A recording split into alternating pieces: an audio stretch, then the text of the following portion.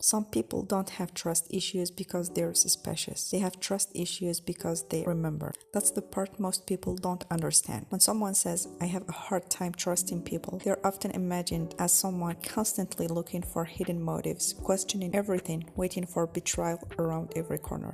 But many of them weren't born this way. They used to trust. They trusted friends who promised they would stay, and trusted people who said, you can tell me anything. They trusted partners who swore they would never hurt them, and for a while they believed those words. Until one day they learned that words and reality are not always roommates. The strange thing about broken trust is that it rarely shatters all at once. Most of the time it cracks quietly. It starts with forgotten promise here, a lie there, a secret shared when it should have been protected. Small things have a way of healing up.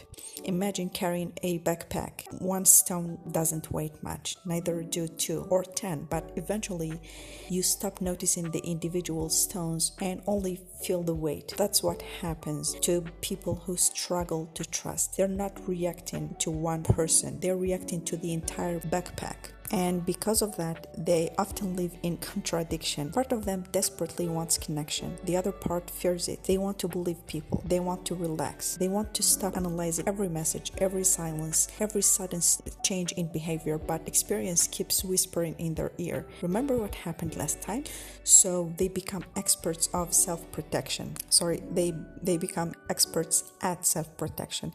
They keep conversations on the surface. They reveal themselves in tiny pieces. They test people without even realizing it. Not because they are manipulative, but because they are scared. Scared that if they open the door completely, someone will walk in, rearrange the furniture of their life, and then leave without warning. Again, that makes this even harder. What makes this even harder is that trust isn't something you can force. You can't wake up one morning and decide to trust people the same way you decide to wear a different shirt. Trust grows slowly, like a plant. And for someone who's watched their garden get destroyed more than once, every new seed feels like a risk. Sometimes these people get misunderstood. Friends call them distant, partners call them guarded, others assume they're cold, but many of them are actually feeling too much, not too little.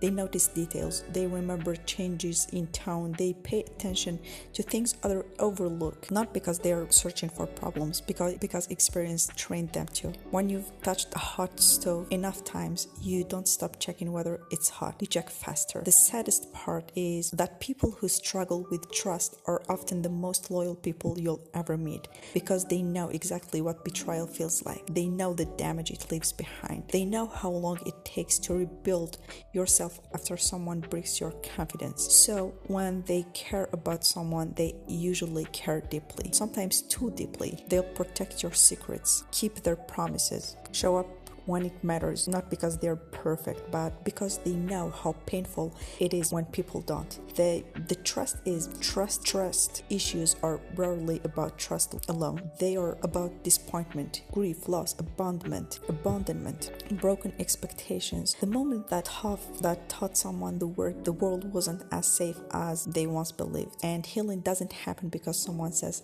trust me. Those words are easy. Everyone can say them. Healing happens when actions repeat themselves long enough that they become believable. When someone stays, when they remain honest even when honesty is uncomfortable, when they show consistency or on ordinary days, not just impressive ones. Trust is not built through grand speeches, it's built through evidence, tiny pieces of evidence collected over time, and eventually something beautiful can happen. The person who once expected everyone to leave starts believing that maybe someone won't. The person who questions every promise starts relaxing their grip. Not completely, not overnight, but little by little, because trust doesn't return with a dramatic moment. It returns quietly, the same way it left, one experience at a time.